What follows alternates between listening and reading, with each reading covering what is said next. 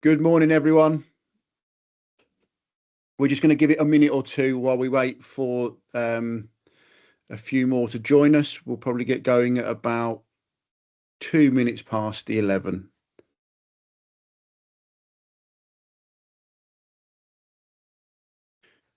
Just while people are filtering in, there is a question and answer function at the top of the screen.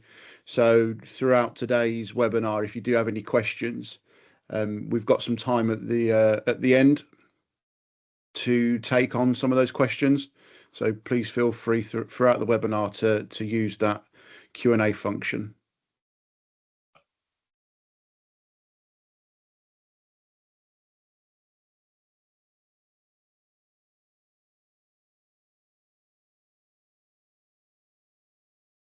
We'll just give it another minute or so.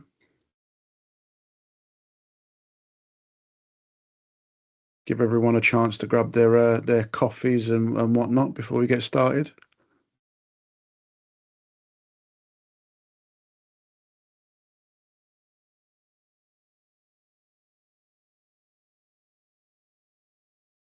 Right, I think we'll get started. So yeah, good morning, everyone. My name's James Sale, and I'm your host for today's webinar. Thanks for joining. Today we're going to be talking about an organisation's resilience against cyber attacks and learn from real world experience. The webinar is being hosted by CiContinuity, where for the last 20 years we've been helping organisations across the UK protect their data, prove their recovery, and more importantly, build their operational resilience. So before we get started, a couple of quick housekeeping points. We are recording this session today, and a link can be shared afterwards. As I mentioned at the start, there is a Q&A function. We've got some time reserved at the end of the webinar to cover some of those questions, so please feel free to populate that throughout the session. Now, to introduce the speakers. So today we're joined by Paul Abbott, former group director and co-owner of Knights of Old. Paul's experienced firsthand the devastating impact of a cyber attack that ultimately forced the closure of his 150-year-old logistics business. Alongside Paul today, we're joined by Katherine. Katherine specialises in risk and resilience, offensive security and cyber transformation. And also Reese, who'll be providing some real-life examples of recovery challenges during cyber incidents. So between them, they'll give us a rare behind-the-scenes look at what really happens when a cyber attack hits and how you can plan for, protect against and recover from an attack yourself. So before we get started, Paul, can you just give us a quick overview of KNP and the incident that was ultimately the undoing for the business?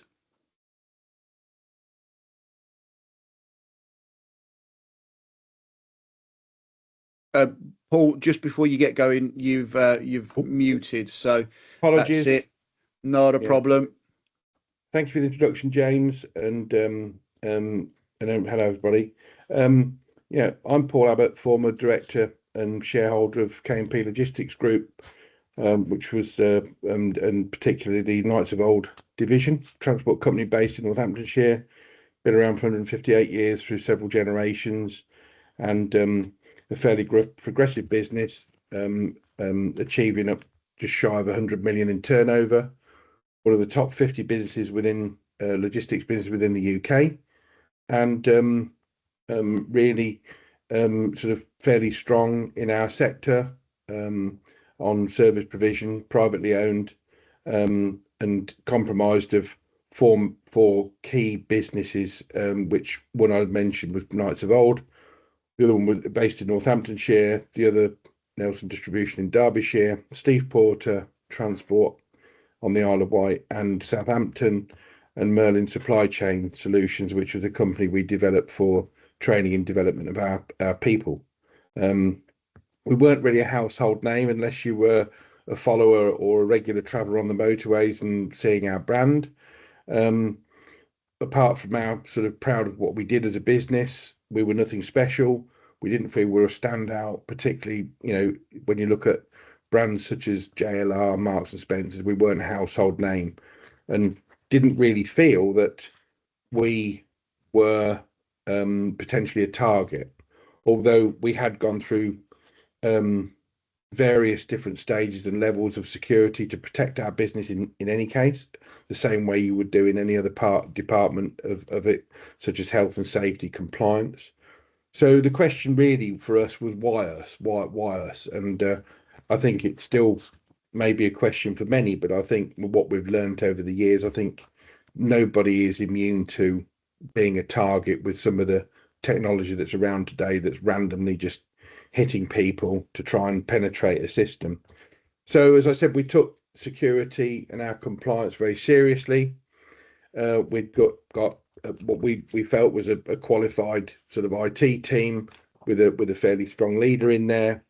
We'd got some external support with an MSP that we'd been with for a long time that complemented and supported our team, and provided many services such as firewalls, auto patching, and amongst there some disaster recovery and business continuity. We had regular IT reviews, so we sort of stood back and looked at our infrastructure regularly, and and there were occasions where we'd had minor breaches, phishing emails that had got through, somebody inadvertently sort of hit on a link that they shouldn't have done, and the team demonstrated their ability to contain that very well with minimal disruption. So, again, as a business owner, we felt that we were in an okay place, and I'll carry on.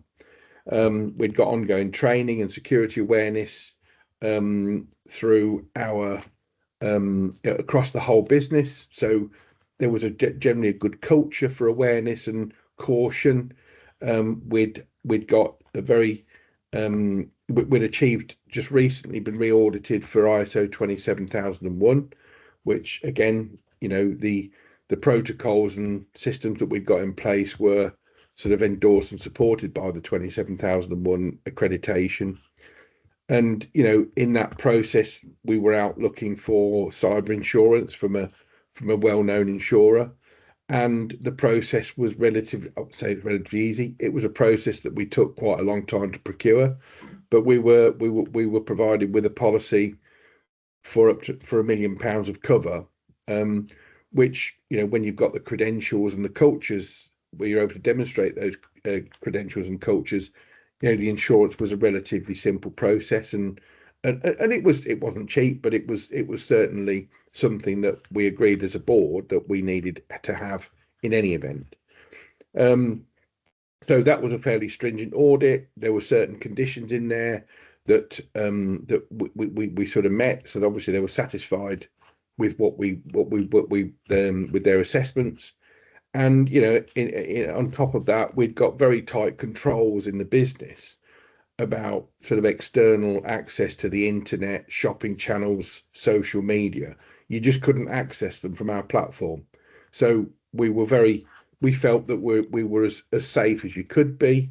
We felt that we'd done everything that you needed to, and we got on running trucks. And we were spending a significant amount of money every year between insurance and managed services that suggested that, well, we're spending enough on it, it must be okay. And then unfortunately, middle of June 2023, we found a ransom note embedded into our systems after an evening of disruptive activity, and that was the beginning of a very difficult few months. Yeah, thanks for that, Paul. So really, it's clear that as an organisation, you took continuity seriously. You had the ISO accreditations, the Cyber Essentials accreditations. Could you just talk us through the confidence that at board level that gave you about your resilience?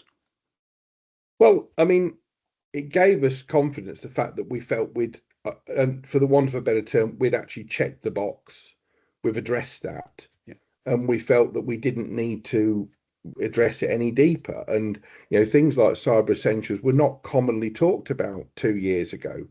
They were sort of presented as if it was like that they were sort of things that banks would have and public sectors would have.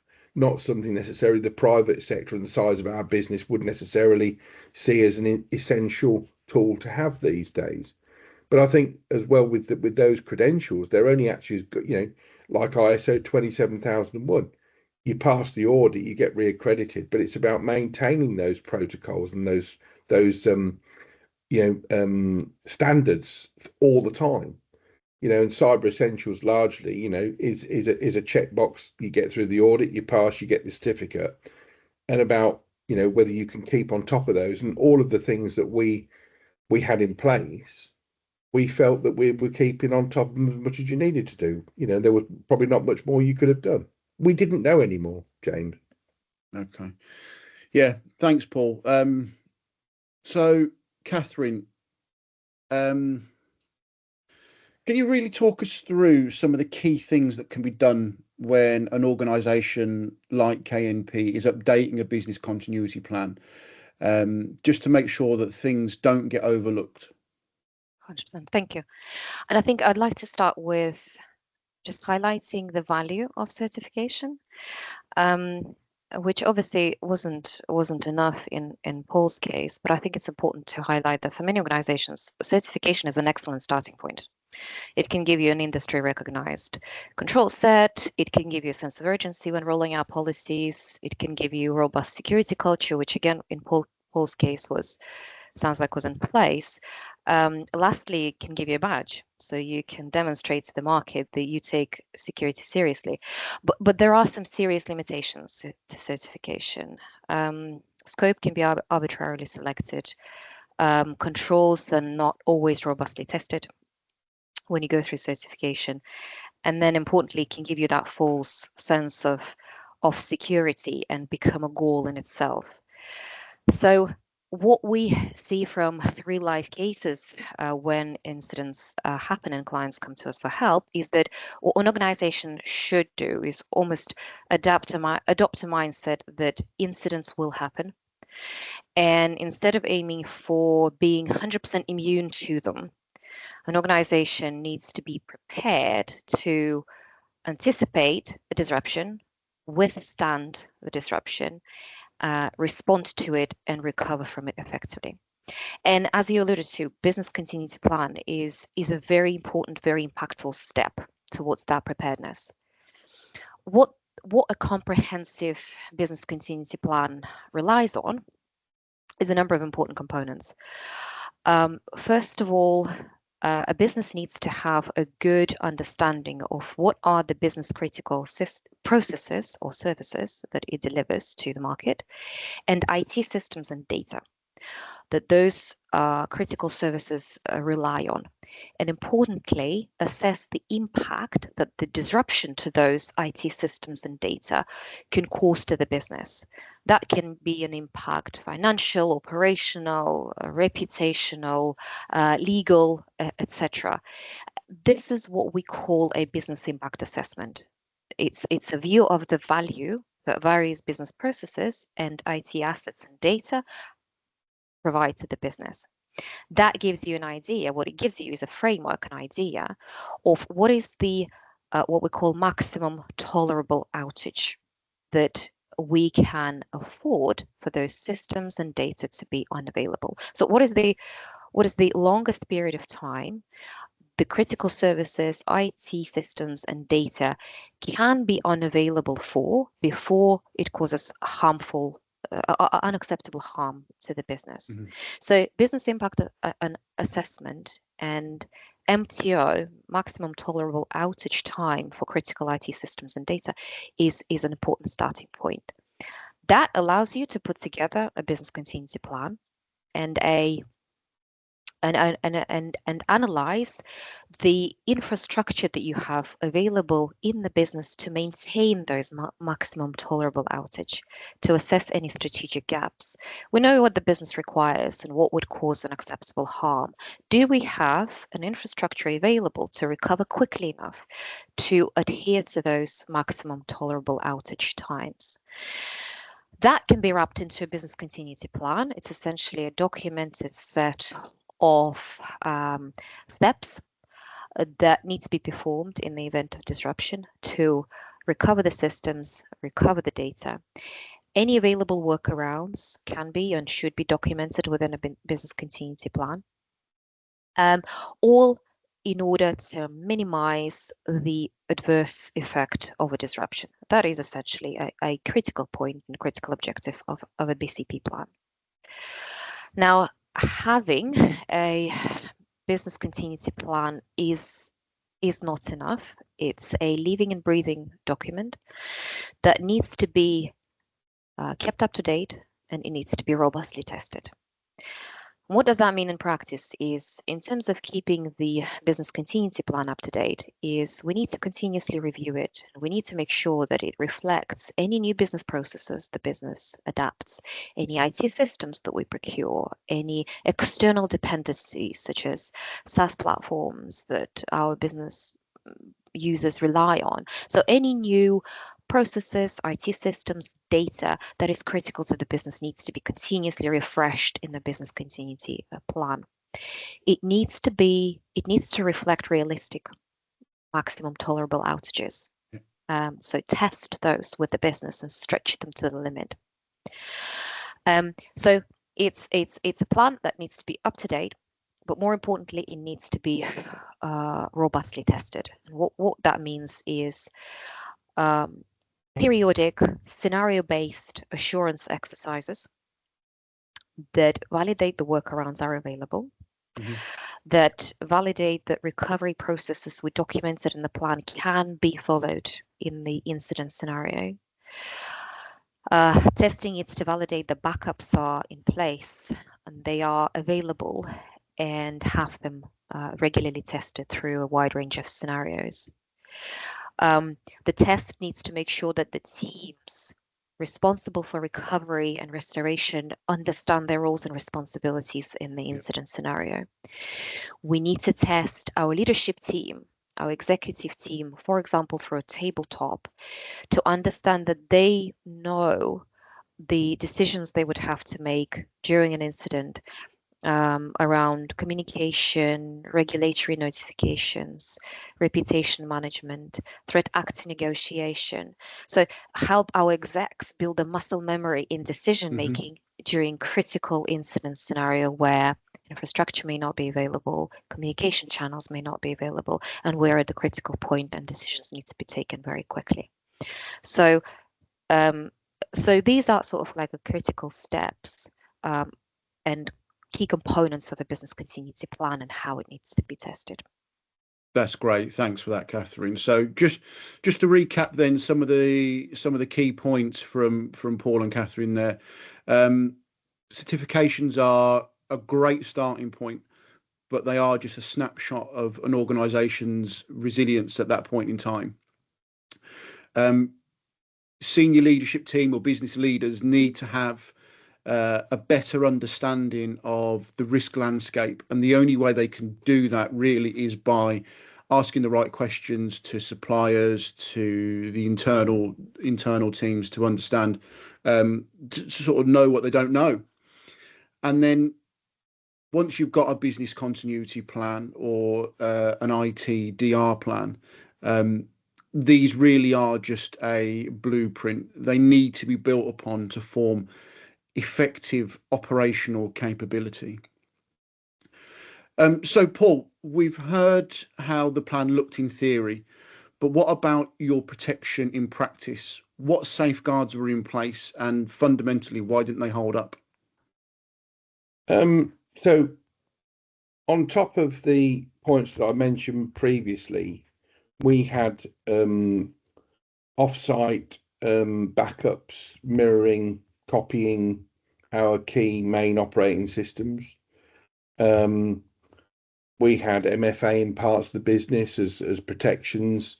The infrastructure was largely on-prem because of the size of transactions that we were doing, a lot of imaging because of deliveries and things like that. You know, we were doing sort of around about 10,000 transactions a week. So, and a lot of it was high speed, you know, data that was needed at sort of high speed. So to actually get that on-prem.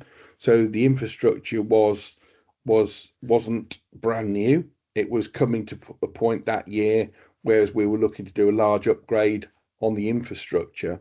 So it wasn't new, it wasn't state of the art. So, but obviously we'd got the things in place that we think were adequate. And such as the backups, and also what we felt was a tested contingency plan in the event of something going horribly wrong. Mm-hmm. Essentially, that DR plan was probably about 6 inches thick, and on reflection now, it was probably very well put together by somebody not completely in touch with every department in the business. And we always felt that the biggest threat to the business, through experience and experiences, was actually providing we can keep the wheels turning, customer service, freight being delivered. That was our key focus. So just touching on what Katherine touched about, what are the essential bits that you need to really think about? And that was the top priority, because whilst we could continue to service customers, we continued to trade, get invoices out, collect cash, pay people, all the sort of basics. What we didn't really give credit to was, in the event something was disrupted longer than 7 or 8 hours, that we could comfortably keep up with. I say comfortably, no, not comfortably. It was hard work to continue processing transport business through the manual processes that we'd got, although they were very reliable and very well proven and resilient in terms of customer service and being able to catch up, once the systems were back up and running. It didn't go deep enough into the finance system and other areas of the business that we very quickly identified after, several hours or a couple of days, in fairness, the fact that this is manifesting into a bigger problem now, because of the encryption, because of the inability to keep the finance side of the business up to date. And we were sort of running, a rate, keeping business moving, putting on new customers even. So we've got the customer confidence, the fact that people stayed on board, the team were committed. And we honestly felt we were home and dry at that point. This was just going to be a case of 2 or 3 days and we'll be back up and running. Well, essentially, operationally, we were back up and running, but there were other parts of the business that were just completely disrupted to the point that we just couldn't restore them quick enough. Mm-hmm. They just weren't adequate, and they weren't areas of the business that we felt that were particularly vulnerable, such as finance. Yeah, thanks, Paul. So, Katherine, how could KNP or other organisations ensure that they're effectively using that security spend? We heard there that Paul and KNP were spending quite a significant amount of money sort of trying to protect their business, and clearly in the wrong places. How could they have been more effective? Sure. So, unfortunately, as we've seen from some of the recent cases in news, even large and mature organizations with significant resources and spend on security get compromised. What we have seen from diagnosing incident cases that come to us is there's a number of controls that are most impactful when it comes to protecting the business, and those are hopefully I can give examples of those. And those kind of sit within the 3 broad areas: the protective controls, your security, core security, hygiene, security monitoring. And when those 2 fail, it's the preparedness, the control that allow you to respond and recover. And again, diagnosing cases and looking at what's most impactful in terms of, and what needs to be prioritized in terms of protective and monitoring controls. The key areas that stand out are patching. Quite often, the initial points of entry is the exploitation of known vulnerabilities in externally facing infrastructure. That in itself is a very important security controls, understanding your internet exposing services and continuously monitoring for those, and locking them down where they're not necessary. So a large number of internet exposed devices with internet exposed URLs that are not necessary is essentially your external attack surface that increases the risk of compromise. Lack of network segmentation is is a very serious gap that will accelerate an attack. It will allow threat actors to move laterally quickly. Principle of least privilege is an important and impactful control. Too many domain admins and too many privileged users is essentially an increased risk of compromise. Let's not forget MFA that is broadly implemented across a larger number of accounts. So those are the kind of the handful of protective controls that are really important and most impactful, where the lack of those controls we've seen from cases as being a core factor that allowed the attack to be successful. Now, protective controls do fail, and this is where security monitoring controls come into play. And where we have seen businesses effectively prioritizing their spend is on three things. EDR. EDR is incredibly important and probably one of the top critical controls we've seen fail in the attacks that have been successful. EDR is an endpoint detection and response solution. Logging and monitoring, so including logging and monitoring of suspicious events and behaviors from endpoints. So being able to identify, correlate logs from various systems and analyze them. And then lastly, alerting. So being able to effectively, very quickly raise alerts, following a number of predefined rules and being able to respond to them 24/7.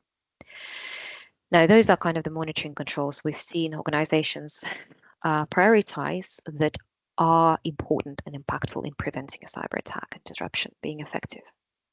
Now, these controls need to be tested regularly, and that could be via offensive security tests and red teams, so objective-led offensive security tests.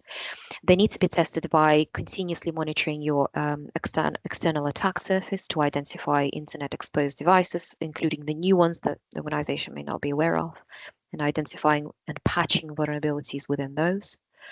Lastly, what Paul has quite rightly pointed out, users need to remain vigilant. And we need to continuously test the vigilance of our users through things like phishing exercises and enforcing user awareness training. Now, again, as in Paul's case, protective and detective controls, even when they are prioritized, they do fail. And this is where the preparedness is a very critical point. And what we have seen is three key components of that preparedness. It's an IR plan, incident response plan. It's a robust DR plan and immutable backups. Incident response plan is, again, your documented set of actions that you need to take to respond to an incident, identify, prioritize, escalate, eradicate the threat. Incident response plan needs to be tested. It could be operationally tested with technical teams, your bronze level teams responsible for recovery and restoration and response by a walkthrough of various stages of an attack, testing their understanding of what may happen at each stage, testing their understanding of roles and responsibilities.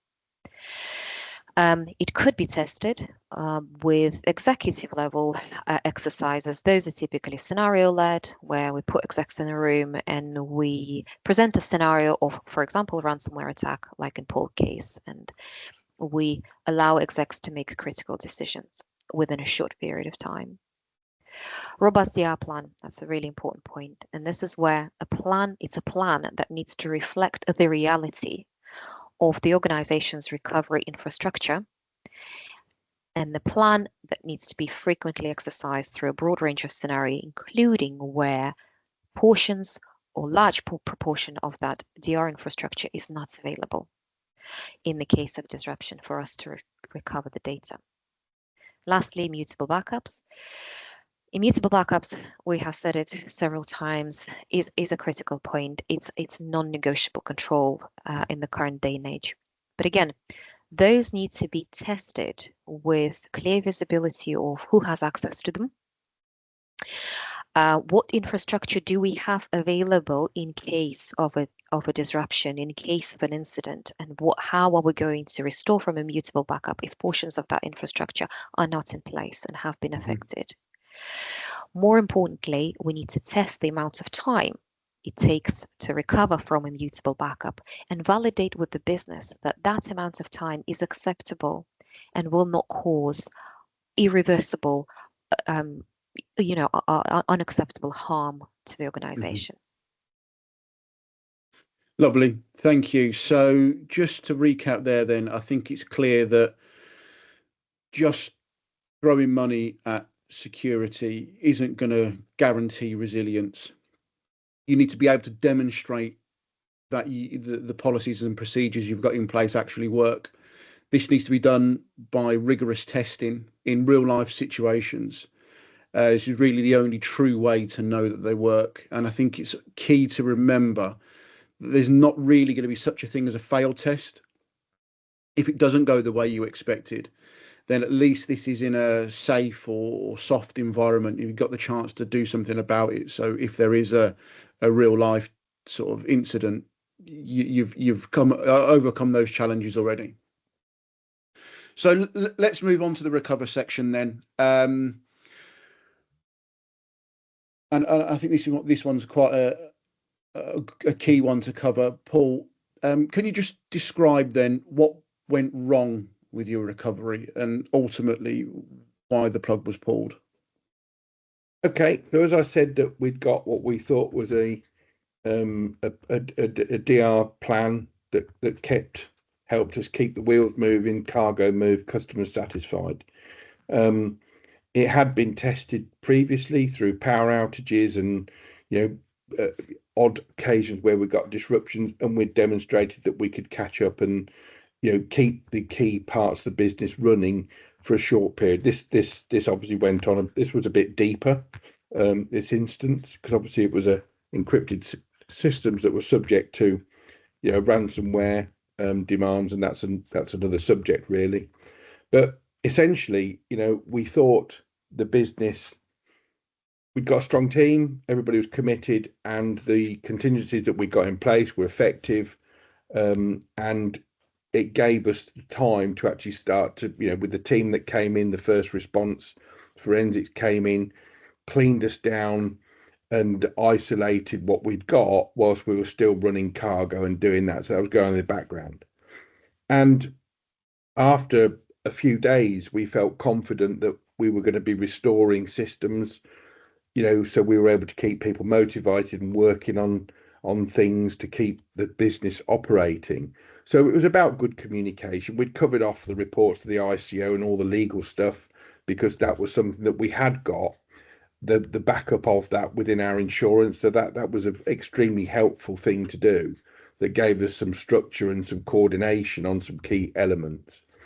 So there were positive things happening under the circumstances, and the negative things we weren't really seeing though, because obviously anything progressing towards getting back to normal was always a positive, and it was kept people motivated. What we underestimated, as I said, was so we got the transport system back online within 3 or 4 days, so we were back to sort of online services. The warehouse and logistics service were back in. Obviously, we've got manual processes in place that were very time consuming and very energy absorbing, but they were effective. We managed the burnout, because obviously burnout is a risk in this situation where people can be overworked through either coordinating or just having to work that bit extra harder and longer to do the jobs. But we very quickly, I think, under the circumstances, started to see some positive light at the end of the tunnel. Although fundamentally, without going into too much more detail, it was the finance system that was essentially, it was on a Sage 1000 platform in the process of being migrated to a new web-based, cloud-based system. So we'd got the ability to actually raise invoices, but the purchase side of the business, the thing that was capturing all of our spend and all the important stuff essentially about the business activity, was completely not. And the time that we were given by our lender was being fairly generous and fairly understanding. The business at the time was at a low from a cash perspective. We'd had some strong investments, earlier that year and the back end of the following year. So we were in the process of injecting additional working capital. So obviously to do that, you need to be able to provide good, accurate financial data to lenders who were very much on side about the whole thing. But in the absence of that information and management information on the financials, that was certainly out the question of the additional working capital. But as it turned out, as the months went on from June through to September, the inability to actually put that together satisfactorily to provide the lender with the visibility of the full activity of the business was essentially what we were unable to do satisfactorily within the time they gave us. And they were, to be fair to them, they were being quite generous under the circumstances. So they had confidence in us.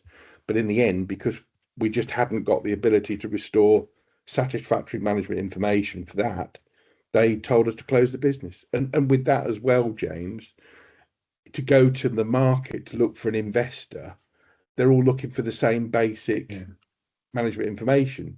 So it was a real double negative, the fact that the lender wasn't going to play ball with us, and any new investor going to take a punt on £100 million company was needing to do more and more due diligence, obviously to satisfy themselves before they stepped in. And that essentially what we were forced to do. We were just out of options.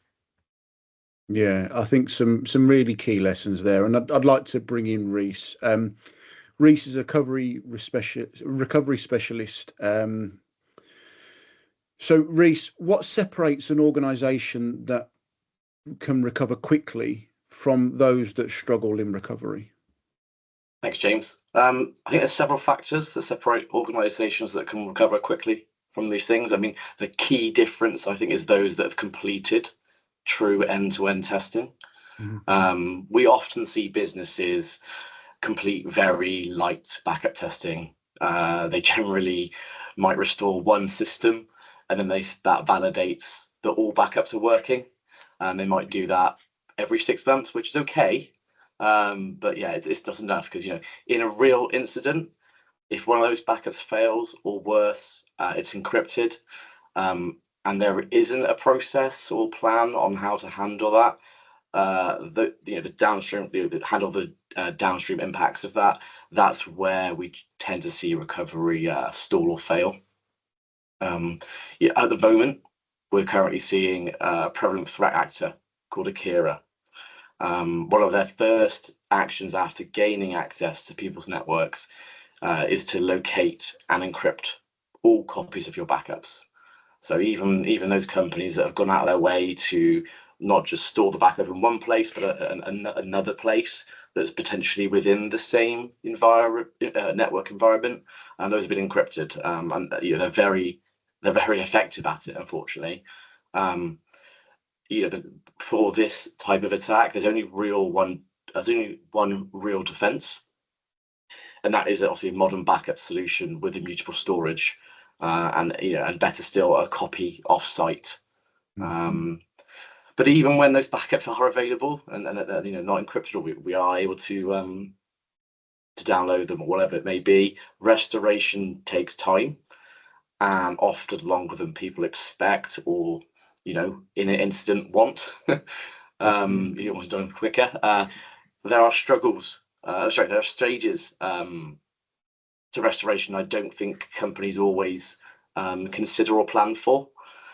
For example, before recovery can even begin, we need to validate that the environment, network, infrastructure has been contained and is secured, so that we're not preventing a possible future attack happening again whilst we're in the incident. We also carry out forensic validation on restored systems. We want to ensure that what we're restoring, because obviously if we're restoring a day back or a week back, there is potential that a threat actor has some sort of persistence, or the machine is compromised in some way. So we have to validate that, forensically, that those are clean. Another step that can add significant time, and I don't think is always thought about.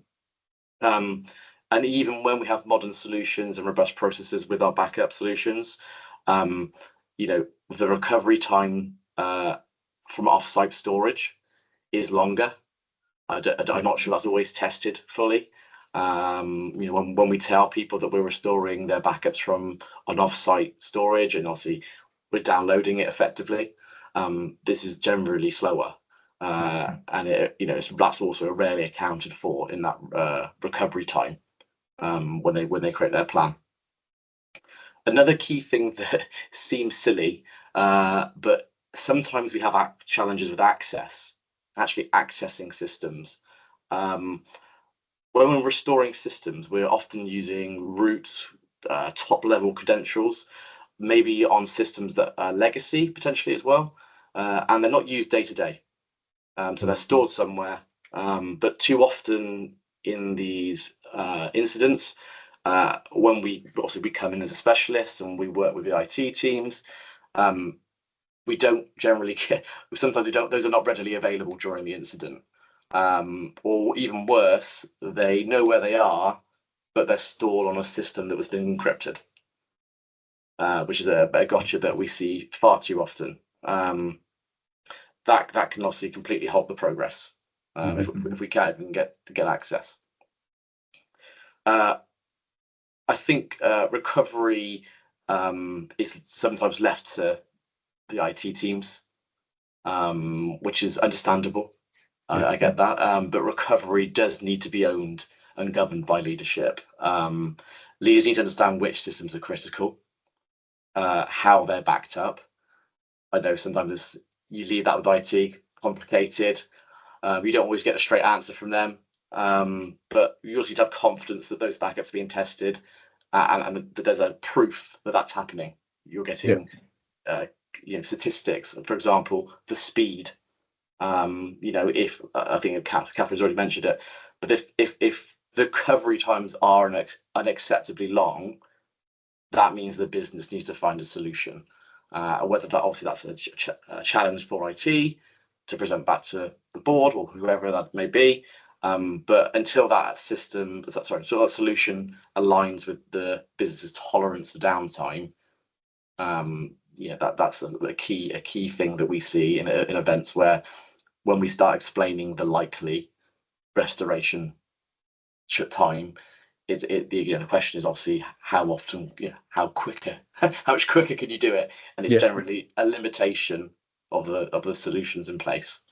I think to summarise, it's just organisations that recover fastest are the ones that have gone beyond backup testing, true end-to-end testing, and so they've tested the entire restoration process under realistic conditions. Okay, go and pretend you're restoring that system. What do you need to restore it? Oh, you need something on a system that's encrypted. Okay, that sort of process of testing what you would do in the event under those conditions. So obviously with the right people, so leadership, making sure you've got the right access, like I mentioned, and then also the controls in place to be able to start restoring as soon as possible. Yeah, brilliant. Thanks for that, Rhys. So I think the real reoccurring theme here is that all elements of a business continuity and disaster recovery plan, including the backups, have to have a proven recovery process. And that's because attacks are always evolving, and we need business continuity plans, incident response plans, etc., to evolve with them. And we also need to evolve our backup and recovery methods as well, using immutable backups, etc., that Rhys and Katherine have mentioned. And if we don't, it's not just reputation or cash flow that can be impacted. In Paul's case, it was his business that was impacted. So I suppose then the $1 million question is, could CiContinuity have saved KNP in its time of need? And the answer is absolutely. At CiContinuity, we specialise in helping organisations of all sizes, all industries, plan, protect and recover from disruptive events, whether that's natural disasters like fires, floods, etc., or more modern examples like cyber attack, if we take Paul's case. Let's take our business continuity planning consultancy. We can bring in an independent business continuity consultant. They can work with your team, identify through business impact analysis, the criticality of some of these systems, like a finance system that might have other dependencies. These findings can be simulated in a tabletop rehearsal. If we look at backups, and we've talked about immutability, our backup as a service solution has immutability as standard, keeping your backups protected from cyber criminals. And then our DR experts, we can recover these backups into a secure environment, either on premise using our ship to site hardware, or even our cloud-based DR as a service platform. So following this session, if you have any questions or want to know any more information about CiContinuity or the services that we can deliver to help protect your organization, please reach out to me. You should have had an email from me over the last week, so you can reply to that or our generic advice at email address that you'll catch at the end, and me or one other team will be more than happy to walk you through some of our solutions, some of our real life cases that we've helped our customers with. So that kind of concludes the webinar as it is. We're going to move on to the Q&A section now. So hopefully I'm going to open it up and there's going to be a few questions to get started, but please feel free to populate that as we go through, and I'll get as many as we can in. So first one for you, Reese. As a matter of interest, how many companies actually pay ransom in a situation like this? Do you want me to take that, Reese? I think you've already got the stats, haven't you? Yeah. So this is an interesting question. I think an important contextual point to make here is the true number of ransomware events across the globe is far greater than the data we have. There is no single source of data of how many ransomware events are happening at any point in time. But from the data we see in working with live ransomware cases, more than 75% of ransomware attacks do not result in ransomware payment being made. And that number is actually interestingly trending down. There's a number of factors that impact that: the law enforcement actions, the kind of deprofessionalization of ransomware networks, etc. But yeah, the number of payments being made is actually trending down.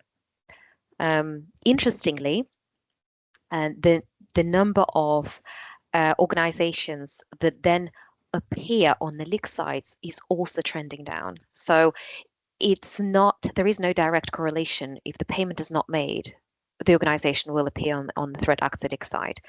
I think from the data we see in the cases we work, only about 37% of SRM victims who did not pay the ransom will subsequently appear on the leak sites. Appear as in the data is advertised as available for sale, again, not necessarily being exposed and disclosed.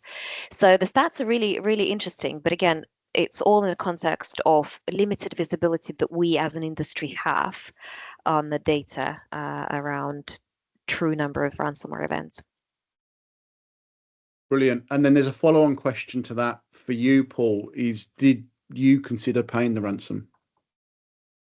Absolutely we did. And I think although the authorities try to steer people away from paying that, I think when you're looking down the barrel of a gun and the threat of losing your business, I think you think, well, hang on, can we afford this? And, is it doable? Why wouldn't you? I think I'd any business owner that thinks if there is a quick fix to this that saves the business and 900 people's jobs and their livelihoods, then of course you would, and I think that's the moral thing. The other side to that, and that was part of our consideration, because we did it was the Akira group, by the way, Reese, that we had, and they did get to our backups. So what you said, I can endorse. That was a fact. And what what we did enter, it was part of our discussion in a very short, within 24 hours, 48 hours, we were talking about how do we enter into negotiations. I mean, I've got a copy of the ransom note, and it sort of tells you how to go about, engaging in that discussion if you choose to do that, and they suggest you do, to save a lot of heartache and pain, blah blah blah. So we engaged with a third party brokerage in the States that have got some history of dealing with Akira, and that was through intelligence between insurers and National Cyber Security Centre, recommendations or advisory, knowledge share, really. I should think it's about good. I don't know there's many recommendations involved in all of this, to be honest with you. But we did contemplate it. We did have a conversation with this team in the States that gave us an outline of what the process might look like, what the sort of numbers might look like in terms of the size of our business, and what the ransom threat attackers would be looking for. And all the numbers were fairly prohibitive, in terms of multiple millions of dollars in crypto. And as I did mention before, the business was at a fairly low point in its cash. Anyway, the insurance would have funded some towards the ransom payment, because it would be seen as part of a recovery process. But the numbers that were suggested were pretty prohibitive anyway. And we decided against it for a number of reasons. Firstly, we could be going to potentially blow a large chunk of the funds that were being made available to us, and not getting back the systems. There's always that risk, and there's always a threat. Although, if there is any honour in this, which I don't think there is, Akira had got a fairly good reputation about delivering on the deal. But nevertheless, there's always a risk. If they're only 97% success rate of, doing deals with people like Akira, what I'd like to know what the 3%, and I wouldn't want to be in the 3%, if that makes sense. So these are the considerations that we had, and they were deliberated on a Sunday afternoon in our boardroom because of time differences, and we decided against enter into negotiations, and we focused on the restoration and rebuilds. With the teams have had a couple of days to look at the damage, what's going to be needed to get us back up and running, and we went for that. And I still think it was the right thing to do, although I think if we'd have got surplus amounts of cash or copious amounts of cash, well, why wouldn't you give it a punt? I mean, it's as simple as that. Why wouldn't you, if you'd got the cash? Yeah, for sure. So we've got quite a few questions and not a lot of time to get through, so I'll cherry pick some of the other ones. And if your question isn't answered, please feel free to pop it back into an email to me, and I'll get it answered for you. But this one from Mark Davis, question for you again, Paul. Did the cloud or physical backups become encrypted, or was it just a case that the data recovery process was becoming too long? So there's two answers to that. So anything that we'd got in the cloud, we were able to regain access for that once we were given permission to the internet, but it was very minimal. We didn't have much in the cloud, as I mentioned.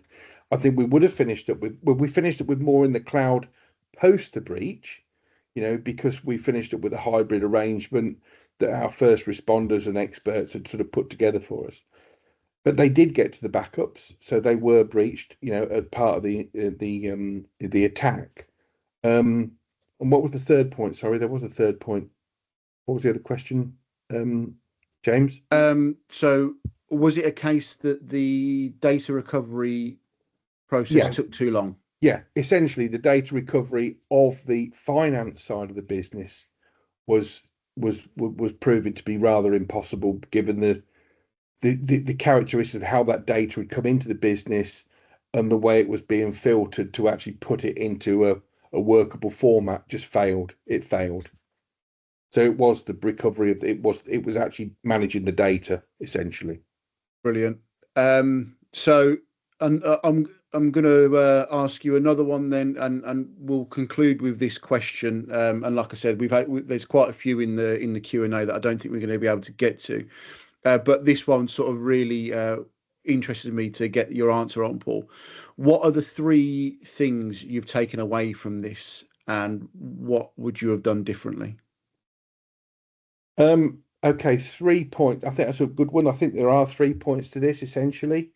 Fourth one being insurance, because I think that's just have it anyway. Yeah. But I think first of all is educate. So those that don't understand, that are key decision makers, get some understanding on your position and risk, so you can work with your security teams, IT teams on a productive level. The second point is actually on the back of that, have some good security. We've heard about some very good systems out there, but they can be quite expensive, but they can be quite effective as well. And I think, protection is key. So that's the second thing. But I think the last thing, and I think the most important thing, and it's not because we're just having this webinar with you, James, but I think regardless of all of those things, is that being able to recover from any disruptive incident, whether it be cyber, act of God, or anything like that, you need to know that your business can carry on. Yeah. End to end. So as Reese have said, it's an end-to-end process. Does everything work, and how will it be implemented? So having a team around with a good plan, but you need all of those things, I think, in this day and age. And we certainly didn't know enough as a board, so we weren't able to give the right level of support to our tech team, or indeed interrogate our MSP that proved to be probably needed more interrogation than we'd ever given them. And so without that knowledge, you don't really know how to put the protections in place. The DR thing we thought we'd got, not really. And we had tested it operationally to the point where we were satisfied with it. We thought that was the worst that could happen to us, but it wasn't. Yeah. So the recovery and the contingency for me is, if everything else, we've talked about, Katherine quite rightly has talked about the patching and things like that. There can be some serious delays in the patching, even if it's automatic. There's gaps, that there are ongoing gaps there. And, the more updates that are required now, the longer that patching process takes. And that was one of our exposures. I won't make any bones about it. That was one of our areas. It just wasn't quick enough. Too many gaps. So you need all of them. But essentially, if I had to take one away, it would be the DR contingency, if I'm honest with you. But there are 3 key components in any business. Yeah, brilliant. So we'll conclude the Q&A session there. We're edging closer to the top of the hour. So just to recap them, next steps.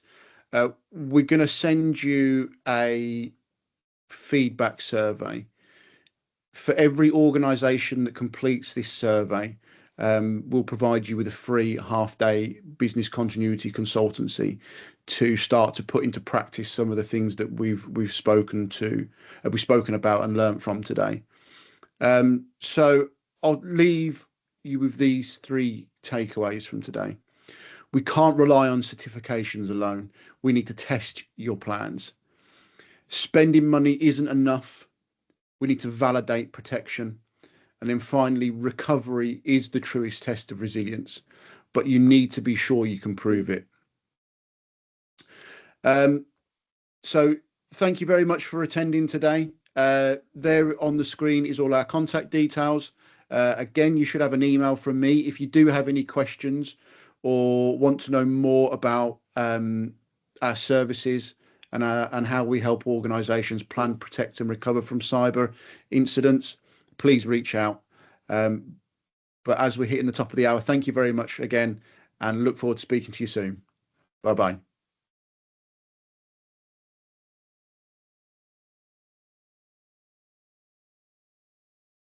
Hello.